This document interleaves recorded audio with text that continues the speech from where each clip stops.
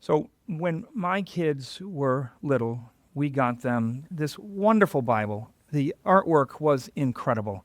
The pictures just dazzled me. But it's a children's Bible. So the stories that it covered were all turned into children's stories. For instance, they had this one picture, and it was an amazing piece of artwork with Jacob, Rachel, and their 12 children. We don't know why that's funny. Jacob had Rachel, Leah, and then they had Bilhah and Zilpah. So there were 4 women. Yeah, but not in the children's Bible. N.T. Wright one time was delivering a lecture, and I thought it was really powerful. He said this. He goes, "We present our children the stories of Scripture in a way that's palatable to them as children. And then they think when they grow up and have outgrown the children's version that they have outgrown the Bible." I am going to go to war today with phalanographs. Phalanographs, kids, Sunday school.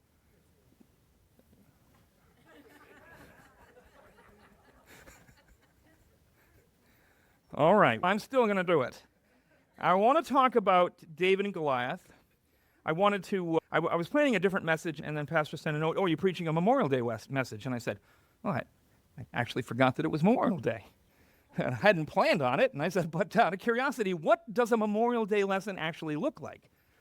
Apparently war and violence and that kind of stuff. So we're going to be good today. I want to talk about the story of David and Goliath, but not the children's version. I'm going to say some things today that are going to perhaps unsettle you about the story. It worked as part of my doctoral dissertation. My doctoral dissertation focused on a story paradigm in the ancient world. It is a repeated paradigm. So if you remember, I did a well sermon about a year ago, and I talked about how well stories are a type of story. And if you recognize the fact that a well story is a type of story, that when you run into a well story, you're already informed about what the essential message is going to be. And then all you got to do is work out the details, work out how the writer goes with that message or contradicts that message or turns that message. Since we have so many new people, maybe I'll preach it again sometime. What we are reading in the story of David and Goliath is a specific type of story. Now, it didn't have a name when I wrote my doctoral dissertation, but I had written a very large section showing this story to be in Assyrian literature, in Babylonian literature, in Hittite literature, in Egyptian literature. This is a story that shows up in their myths, it shows up in their annals. This story shows up many times in Scripture. I had a contest on Facebook. I laid out in an article what I wanted to do, and one of my German friends said, "We shall call it Helderkampf." You've all heard Hitler's book, Mein Kampf, right? Mein Kampf means my struggle. This is Helderkampf, or a hero battle.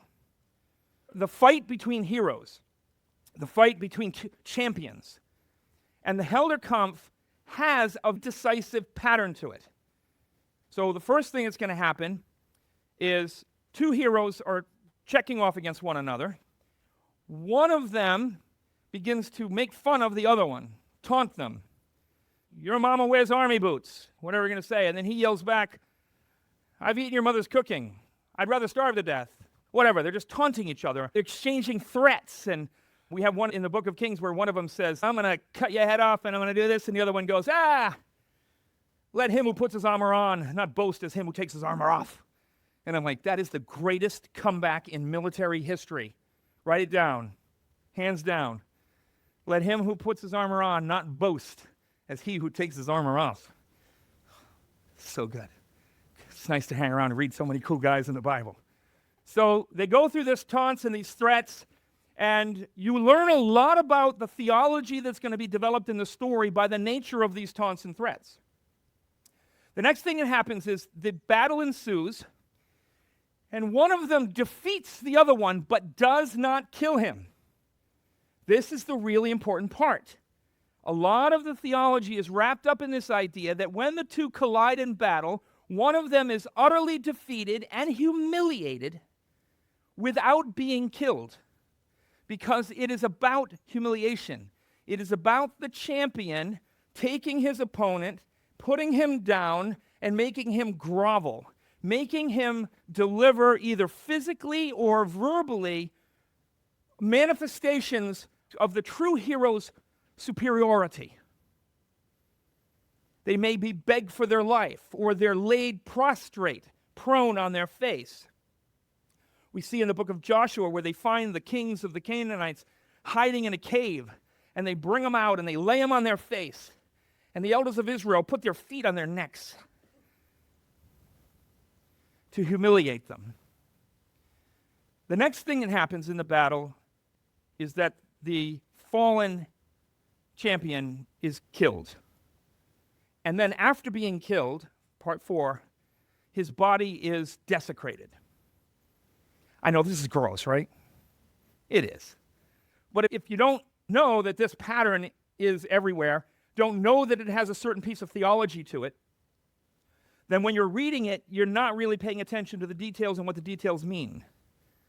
The story of David and Goliath is a Helderkampf. But it's a Helderkampf with some very particular twists and turns in it. Let's just go over it again, make sure you got it in your head. Taunts and threats. Battle ensues. One is defeated but not killed. And in his defeat is humiliated by being made to offer physical or verbal manifestations of the superiority of his conqueror. The man is killed. His body is desecrated. So let's talk just a little bit about the desecration part. So you remember when Saul gets killed? What do they do with Saul when they kill him? They cut his head and hands off. They hang his body, they tack it to a wall. What do they do with his armor? They put it into the house of their god. This is part of the desecration. So you defeat a person, you take the implements of their warfare, and you put it into the house of your god. So you remember in the book of Samuel, chapter 5, they capture the Ark of the Covenant, and they're like, woo-hoo, we got it. They kill the two guys that are carrying it, Hophni and Phinehas. They take the Ark of the Covenant into the house of Dagon. And the next morning, Dagon's on his face. This is the part of defeated but not killed yet. That's a very important part of it. So Dagon's on his face, and they come in and go, oh, this is embarrassing. This is terrible, Dagon. So they stand their god back up, because apparently their god can't get up without their help, which is hilarious all in itself. And then they go away. The next morning, Dagon is back on his face, but his head is gone, his hands are gone, and they've been set onto the threshold of his temple. The threshold is the sign of your dominion. It's the beginning of your dominion. This is my house. This is my place. This is my castle. In here, I reign. In here, I'm king. And so they take his head and his feet and his hands, and they put him on the threshold of the temple. Now, the desecration of the corpse is a continuation of the humiliation of the fallen foe and a curse beyond the grave. So, it's a really big deal not to get buried or to have your body chopped up or to be left to be eaten by the birds or wild animals. This is like a curse beyond the grave. There's a specific way that the ancient Near Eastern people bury their dead. And to not receive that type of burial, like for instance, to burn the body to ash, or anything that you do other than the normal burial, is considered a curse on the defeated foe.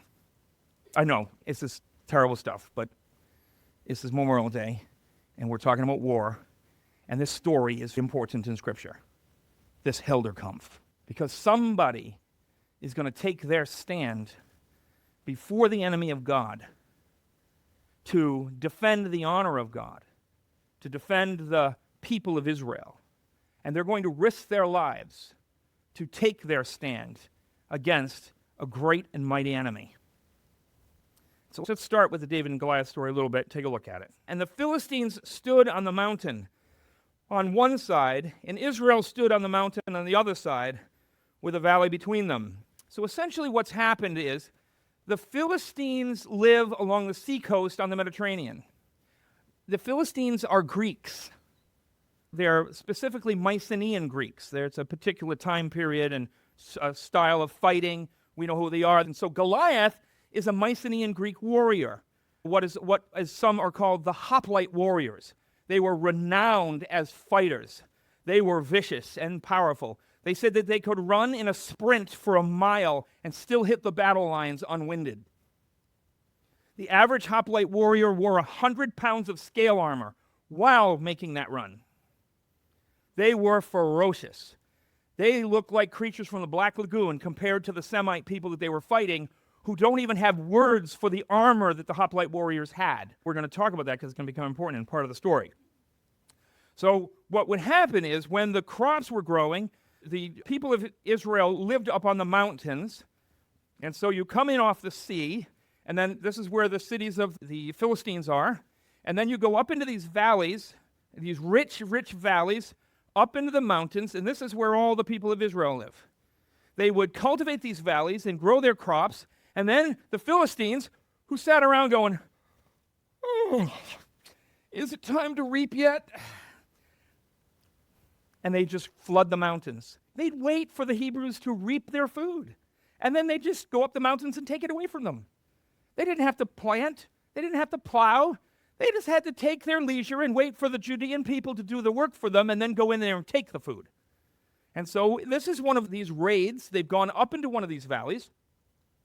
Goliath's home is at the end of this particular valley, but these soldiers have gone up into the valley to get this food, and Saul and the army of Israel have gone down to protect it. And they find themselves in a situation in which there's this rich valley, and a hill on this side and a hill on that side, and their armies are on the tops of the hills. And nobody can move forward without being at a severe disadvantage. You do not want to fight up a hill. That's a very bad position to be in. So nobody wants to move. They just sit there. And someone has to break the stalemate. So a Philistine warrior by the name of Goliath goes down into the valley, and he's got a guy with him who's holding his armor. And he is challenging the people of Israel, "Send me one guy. Let's break this stalemate here. This is ridiculous. Give me one champion and send him down here, and we'll settle this just between the two of us. And whoever wins, they're the slaves of the other guy. So just send me one." And Saul is hiding in his tent. This is not uncommon for Saul. Every event that involves Saul is a disaster. Starting with his failed well scene. See, got to bring back to the well scenes. Starting with his failed well scene when we first meet him.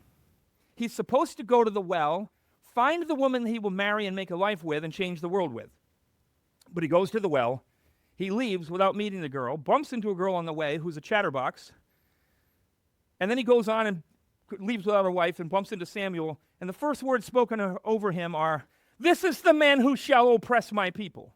I know sometimes it gets translated, "will rule over my people," or no, the word is not like a good word, like be king. It is a word like oppress. It's like a bad leader. It's like an oppressive leader, a tyrant leader. This is the man who will tyrannize, who will dominate over, rule to the point of making them uncomfortable. These are the first words that are spoken to him. Saul is really much of a pagan. He thinks like a pagan, he acts like a pagan. He says he worships Yahweh, but he also kind of worships whatever he thinks will get him what he wants. So he says he worships Yahweh, and he has a son that he names Jonathan, or gift of Yahweh. But he's got another son whose name, you remember Ishbosheth? Yeah, that's not his real name.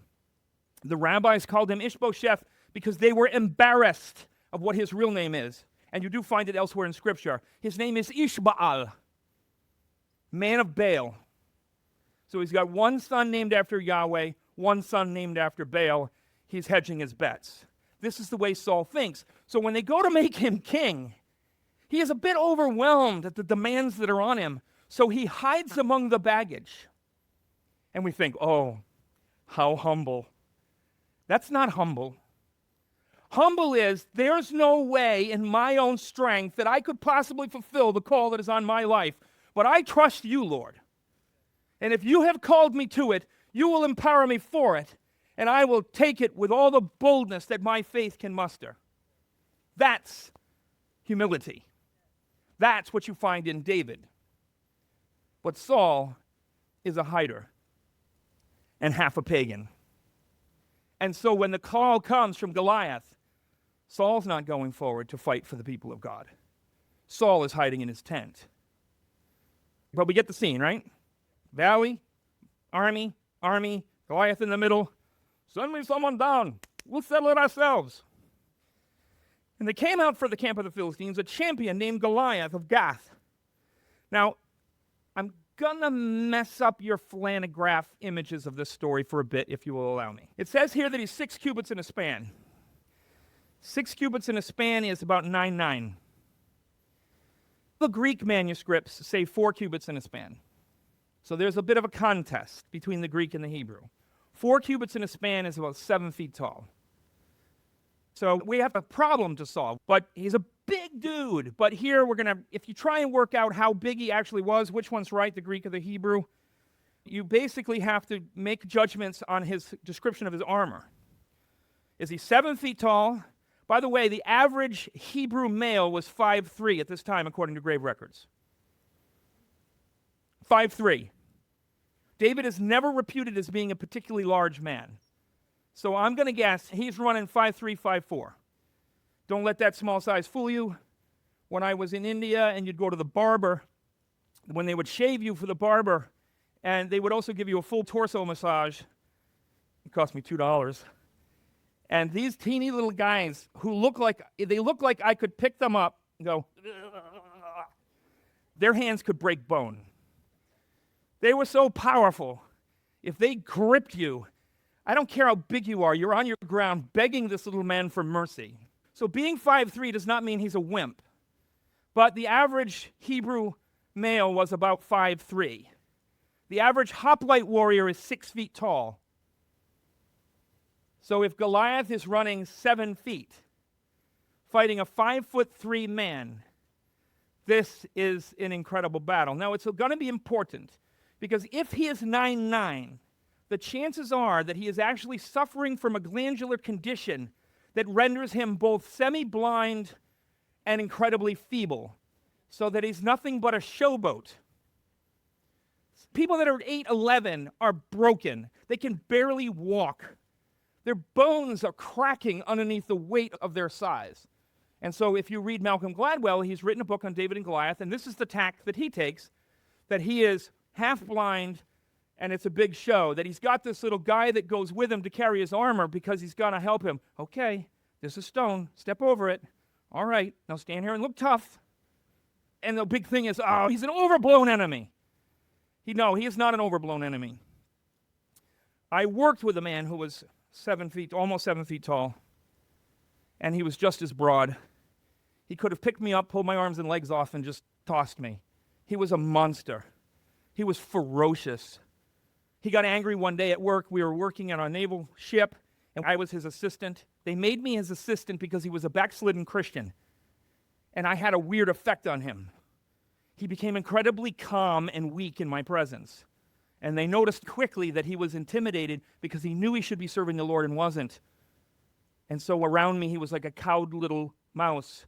But I watched him get angry, and we were working on the metal decking underneath the floor. The floor was suspended, and it was filled with electronic equipment and about 10 Navy soldiers, and he became angry, and he grabbed the floor and stood up with it. All the men, all the equipment, I am practically falling over. The floor is bowing where he's holding it. Everybody's tumbling everywhere, and he's like, "Rah!" Yeah. 7 feet is tough enough. But how are we going to judge? Just real quick. He's wearing 5,000 shekels of scale armor. That's 125 pounds of scale armor. How much did I say the average hoplite warrior of 6 feet, how much does he weigh? 100 pounds of scale armor. So he's rocking about 25% bigger overall mass than the average hoplite warrior, which puts him at about 7 feet. He's got a sword. Let's read a little bit about that. So he's got a sword. It says it's like a weaver's beam. That would mean it would be something like this, and probably with a slight curve to it, like this, right? Yes, I can use that well enough. All right.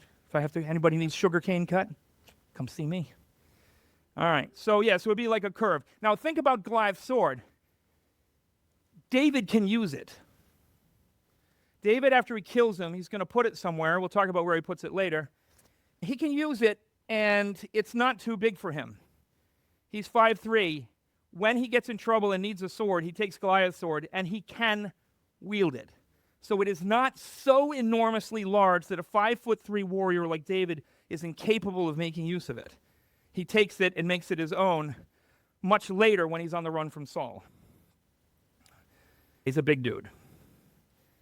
He had a helmet of bronze on his head, and he was armed with a coat of mail. The weight of the coat of mail was 5,000 shekels of bronze, 125 pounds. He had a bronze armor on his legs. That word bronze armor is going to be important for us. And they even translate it on his leg. It actually says on his feet. Feet in Hebrew are the knees down. That's the word feet, knees down. The word palm, that's this. That's the ankle down. Palm. Palm. The yad, the hand, is elbow down. So the palm, the yad, the hand, right? So it's just they divide up the body a little differently. So he's got these bronze greaves, and the name of them, which is important for our story, is Mitzach. Mitzach. Let's spell it in English. Mitzach with a hard Mitzach. All right? Now, there's another part of the body that's called Mitzach. So the bronze greaves on his leg are called Mitzach, but there's another part of the body that's also called Mitzach. The forehead. Yes, I hope you can see where I'm going with this. We're going to have two different things that are introduced in the Hebrew language here. One of them is going to get hit with a rock later. So he had bronze armor on his legs and a javelin of bronze slung around his shoulders. The shaft of his spear was like a weaver's beam, and his spearhead weighed 600 shekels of iron, and his shield bearer went before him.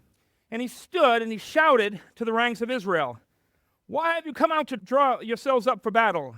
Am I not a Philistine, and are you not servants of Saul? Choose a man for yourselves. Let him come down to me. If he is able to fight with me and kill me, then we will be your servants.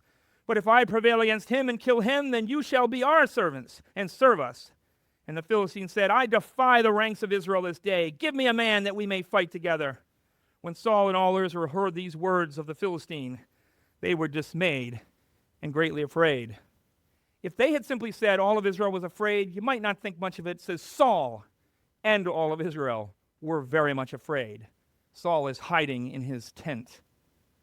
Is he a champion? This is a champion battle. I told you, a Helder Kampf. They're looking for the champion of God. They're looking for a champion of the people of God. They're looking for somebody brave enough, somebody bold enough, somebody with enough faith to put their lives on the line, to take their stand between the enemy of God and the enemy of God's people and the people of God. Who will take their stand? Melody told me I could share this story. Yes. We were going for a walk the other day, and we went by, and there was an alligator in the little pond. And I was very excited and went over to the edge of the water, and she stayed back by the car, and the gator saw me and decided to come for me. He just he wasn't very big. He was about 4 feet, so I wasn't really too worried about it. But he jumps in the water and starts swimming at me, and Melody yells out from the car, "Just so you know, if he grabs you, I'm not fighting for you. I'll go and get help in the car." This is not a champion. She told me to tell the story, so I'm not throwing her under the alligator bus. Saul, he's afraid and he hides in his tent, and they're like, "Did he go away yet? What do we do? I don't know." Now this goes on for some time. It says for 40 days, 40 is a figure of speech, it means many. 40 can mean 40, but 40 more times than not just means many. For many days, the Philistine came and took his stand, morning and evening. And so David's going to get sent. His brothers are in the army. His father's going to give him some food. He's going to say, "Hey, go bring this food for your brothers. By the way, here's a little bit of a bribe for the commanding officer." Gives him a bunch of rolls of cheese. That certainly would go right to my heart, physically and spiritually. And so he comes, and while he's there, Goliath comes out and he's running to his mouth. And David is furious. He's like, who does this guy think he is? Who does this guy think he's talking to? Does he not know that we are servants of the living God? And he would dare stand there and open his mouth? I think somebody needs to shut it. So he's talking with everyone, and he talked with them. Behold, the champion, the Philistine of Gath, by name, came up out of the ranks of Philistines. Well, David's chatting with everybody. And he spoke the same words before, and David heard him. All the men of Israel, when they saw the man, fled from him and were much afraid. But David's like, whew. So David said to the men who stood by him, I'm skipping a little bit in the story, what shall be done for the man who kills the Philistine and takes away the reproach from Israel? For who is this uncircumcised Philistine that he should defy the armies of the living God? Saul is hiding in his tent. David practically needs guys to grab him and hold him back. Let me at him. Right? Is it? Oh, sorry. Cowardly lion. Oh, really bad words of deposit interpretation. When the words that David spoke were heard, they repeated them before Saul, and he sent for him. And David said to Saul, let no man's heart fail because of him. Your servant will go and fight with this Philistine. Saul said to David, you are not able to go against this Philistine to fight with him, for you are but a youth, and he has been a man of war from his youth. David said to Saul, your servant used to keep sheep for his father. And when there came a lion or a bear and took a lamb from the flock, I went after him and struck him and delivered it out of his mouth. And if he arose against me, I caught him by his beard and struck him and killed him. Your servant has struck down both lions and bears, and this uncircumcised Philistine shall be like one of them. For he has defied the armies of the living God. And David said, the Lord who delivered me, this is really what it comes down to in a hero battle. Not, I'm so awesome, but I serve a God who's awesome. And he is on my side, and I need not fear. The children standing, being threatened to be thrown into the fire by Nebuchadnezzar when they refuse to worship his statue. They say, God is able to deliver us from the fires, but even if he doesn't, even if he lets us burn up, we will not be worshiping your statue. Maybe he'll save me, maybe he won't. Maybe I'll die today, but either way, I'm not putting up with this. Either way, I'm not going to let this guy run his mouth about the armies of the living God and about the living God. Ain't going to happen. So we go through this whole thing where Saul gives David some of his own armor, and there's a lot of debate about what Saul's purpose is. Is he trying to make people think that David's him, so he gets a little bit of the glory? Is he really trying to help David? People really debate the whole idea. But it is an interesting thing because throughout the stories of Samuel, Saul is constantly losing clothing, and David is constantly gaining clothing. It is symbolism in the ancient world. Saul constantly loses stuff, and David constantly gains stuff. In this battle, this hero battle, we are watching as Saul loses his place as king, and all that Saul is and all that Saul has is bleeding into the house of David. Because David is God's real champion, and Saul is an apostate pagan who pretends to be a worshiper of the Lord. So David takes off all the armor and says, then he took his staff in his right hand and chose 5 smooth stones. 5 smooth stones from the brick. When we imagine these, we've got these images. When I was a kid, the little slingshot. Bing! If you remember, who's watched VeggieTales? Dave and the Giant Pickle. Where little guys can do big things too. And you got the little bink, falls over. Yeah, that's like that Bible that my kids had, this children's Bible. This is a sling stone. All about this size. We have carvings of the Assyrian warriors. In the carvings, they are holding rocks like this in their hands. So they've got an extra here. They're swinging here. The Assyrians used to use a maneuver that we call a phalanx, where you get 100 guys with these big rocks, and they pitch them in a wall. They weren't aiming at anything in particular. They just threw up a wall of rocks, just like the archers would then shoot up a wall of arrows. In Greece, they had the slingers that would use these little bullet rocks. like this. And they would aim at something specific and whack it. But in the Levant, this is where David is, we actually have carvings of Levant slingers and how they use their weapons. A Levant slinger would aim specifically. They weren't putting up a phalanx of stones. They were targeting what they wanted to hit. They said that in the house of Benjamin, there were like 100 men who could sling a stone at a hair and not miss. A Levant slinger could throw this stone at 150 miles an hour and hit what he was aiming at. The Levant slingers didn't do this one with the phalanx. They would hold it in their hands, they'd wrap the cloth around it, and they put it like they were going to play tennis.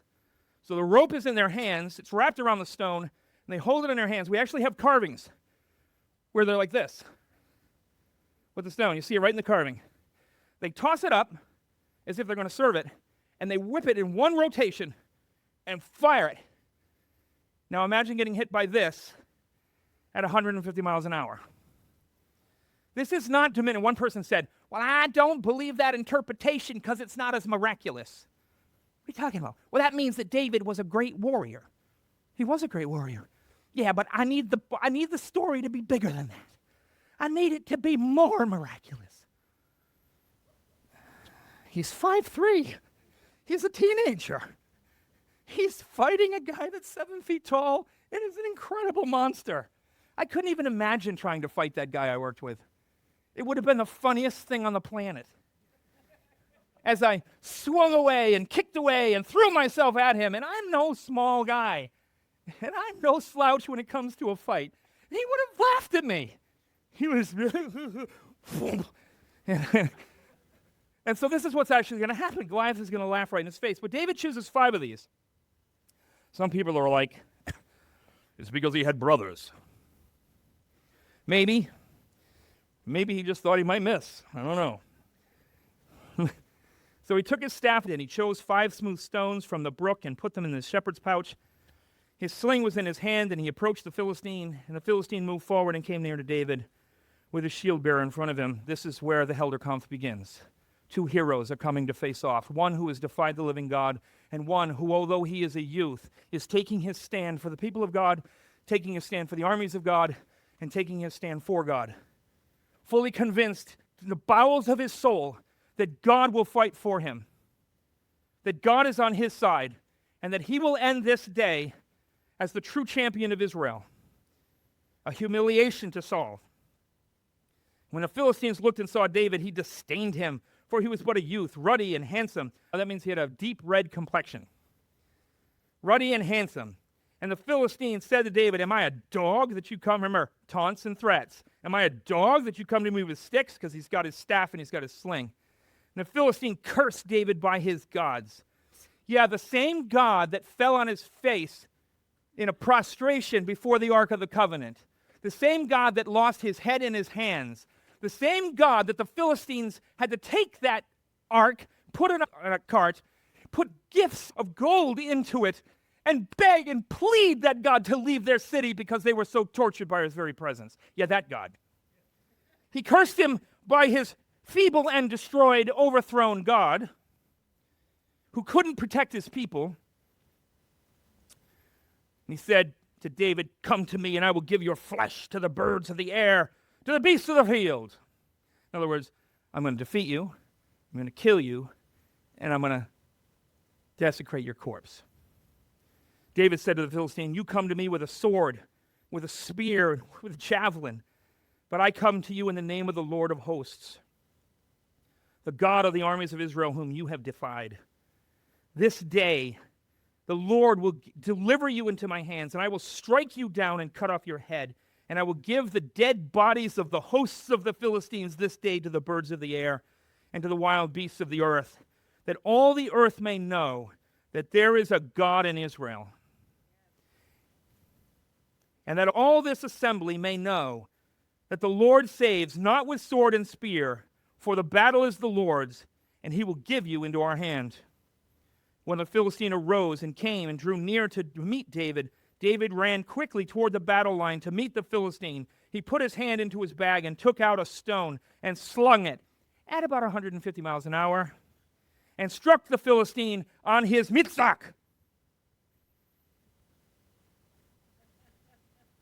Which one?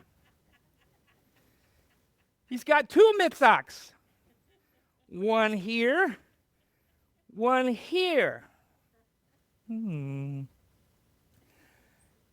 may not like the fact that we have a challenge, but we have a challenge. And when I have a challenge, I dig out my books and I go to work. Which is it? The first time I heard this was by one of my professors. He made an offhanded comment. I was so angered by it, at the very idea that he hit Goliath in the greaves and shattered his leg. So angered by it, I didn't listen to anything in the rest of the class, but opened up my computer and started doing my own research.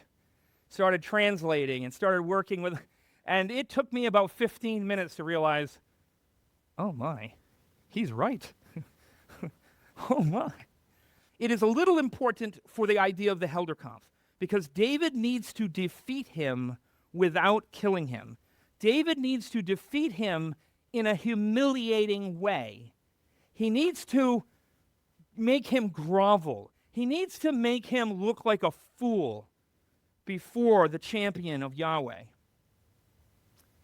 If he was aiming for the head, he was trying to kill him in one shot. I'm not saying he couldn't hit that head, because these guys were good.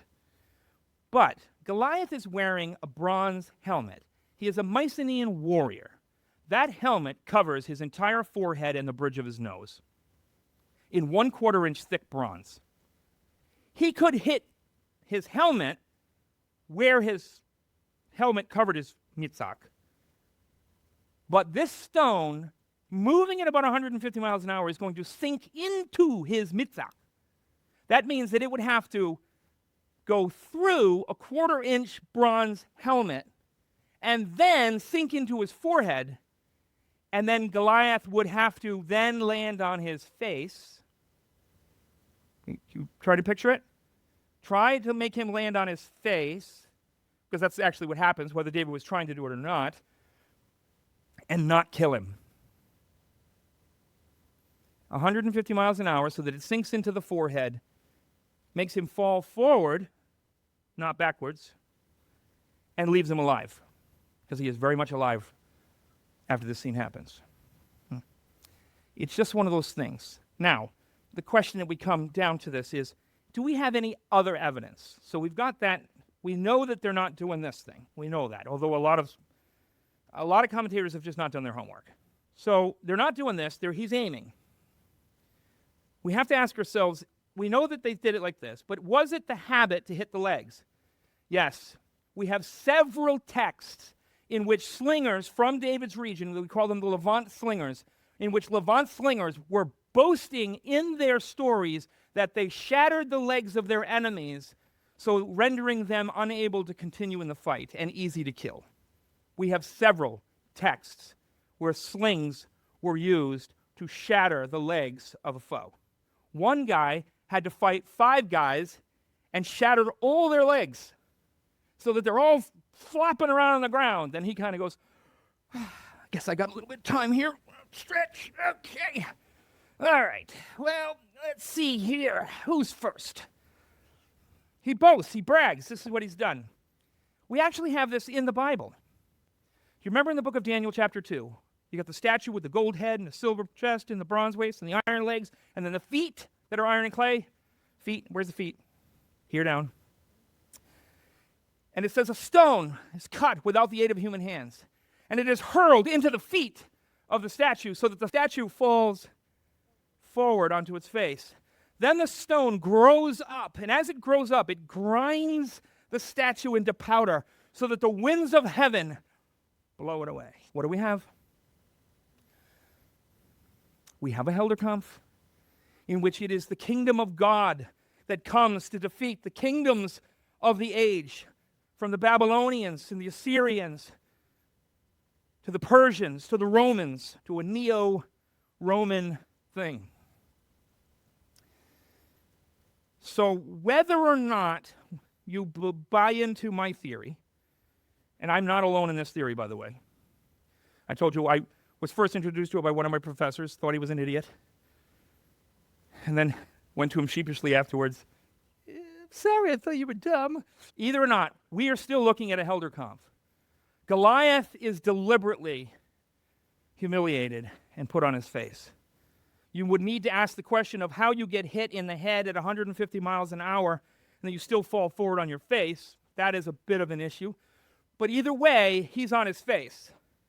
Whether you buy into this or not, he's on his face. He's being humiliated. He is not dead. But David does not have a sword in his hand. So the Philistine arose and came and drew near to meet David, and David ran quickly toward the battle to meet the Philistine. And David put his hand in his bag and took out a stone and slung it and struck the Philistine in his mitzvah. The stone sank into his mitzvah, and he fell on his face to the ground. So David prevailed over the Philistine with a sling and a stone. All right, that's the first part. The Hebrew grammar here is he's prevailed over him with a sling and a stone. Then he's going to strike him and kill him. Now there was no sword in David's hand. So David ran and stood over the Philistine and took his own sword and drew it out of its sheath and killed him and cut off his head, desecrating the corpse. So he has exchanged taunts and threats with him. Who do you think you are? Daring to speak about the Lord in the way that you have. I'm going to give you and the bodies of your soldiers to the birds of the air today for your audacity. They fight. He defeats Goliath without killing him, humiliating him by laying him prostrate in a position of worship and prone before him, a servant position, who humbles himself and lays on his face before his master, takes out the man's own sword, kills him with it, then cuts off his head. But it's not over yet. I didn't add the fifth part to the paradigm because when the paradigm shows up in myths, this part is missing. But when it happens with men and soldiers, there is a fifth part, is you take the person's armor, the symbols, the clothing of the fallen foe, and you put it into the house of your God who brought you victory. So let's see what happens here after he cuts off his head. The Philistines saw that their champion was dead. They fled. Because this is not just a simple two guys battle. This is a contest of deities. This is not David versus Goliath. This is Yahweh versus Dagon. And we already know how the Yahweh versus Dagon show goes. And now all the people who have already experienced or whose parents have already experienced this situation with the humiliation of Dagon and the torture of the Philistine cities by the very presence of the ark of this God, they flee. And the men of Israel and Judah rose with a shout and pursued the Philistines as far as Gath and the gates of Ekron, so that the wounded Philistines fell on the way, and the people of Israel came back from chasing the Philistines, and they plundered their camp. And David took the head of the Philistine and brought it to Jerusalem, and he put his armor in his tent. Now his tent, this is important. Knowing that this is a Helderkampf, when it says his tent, it doesn't mean David's tent. Put it in his tent. Where is it the next time we see it? It's in the tabernacle of God. That's exactly where it's supposed to go. You take the armor of your defeated foe and you put it as a trophy in the house of your God. So that's exactly what David does with it. But what's this deal with taking the head to Jerusalem? Jerusalem at this time is in the hands of foreign people, not Israelites. The Israelites don't control this.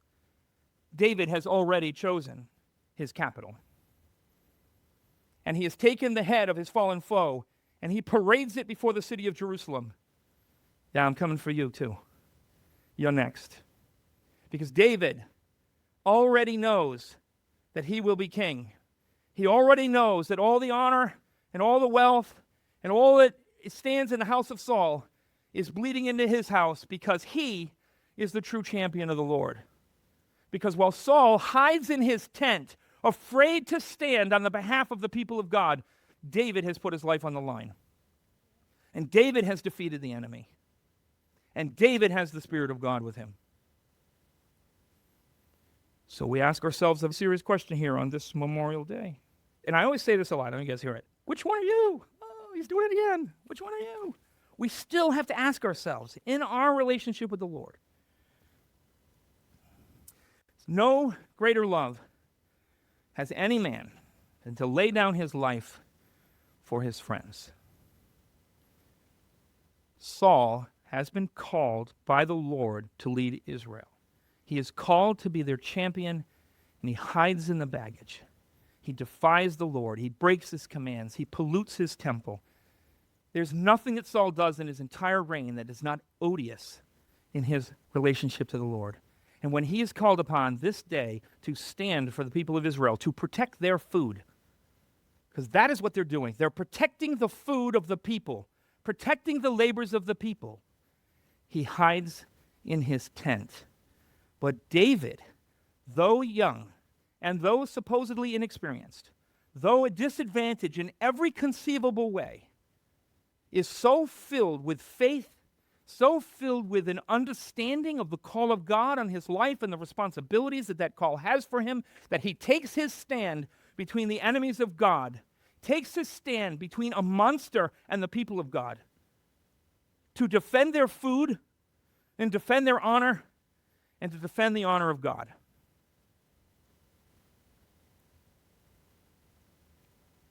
When people come to Florida, they usually come to retire. I'm one of those fools who came down here not planning to retire. But I cannot tell you that there is not an element in my heart that doesn't simply want to write in peace and be left in peace. If I denied it, I'd be lying. There's a part of me that just wants peace and quiet.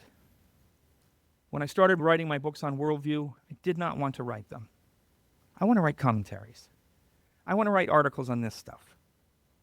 I want to write devotionals. I don't want to write books on worldview trying to help people deal with the onslaught that's against them. But there's an element in which I can't let it go. There's a demand, there's a need, there's a threat. And even though everything in my soul wants nothing but peace and quiet and to enjoy myself with my scholarship work, I have to take it up. And it could cost me everything. I could end my days in prison. We don't know how this world's going, but it looks right now. I could end my days as an enemy of the state. I've been reading on the gulags of the Soviet Union. We don't know that I might find myself ending my days in a gulag-like situation. But will I hide in my tent because I just want peace and quiet? Or will I take my stand for the people of God to put myself, my life, my future on the line so that I can be God's champion on behalf of the people of God and on behalf of the lost of this nation? Do I know the answer? I like to think I do, but you don't know what's going to happen until it happens. And I am praying with all my heart, Lord, give me the strength to stand. Give me the strength to lose my life for your people, for your kingdom, if it comes to that. And I think each of us have to ask ourselves that same question. Will I stand for the Lord? Or will I hide in my tent? If you like what you're hearing today, please subscribe below. And don't forget to share it on as many platforms as you can and tell your friends to watch. Thank you.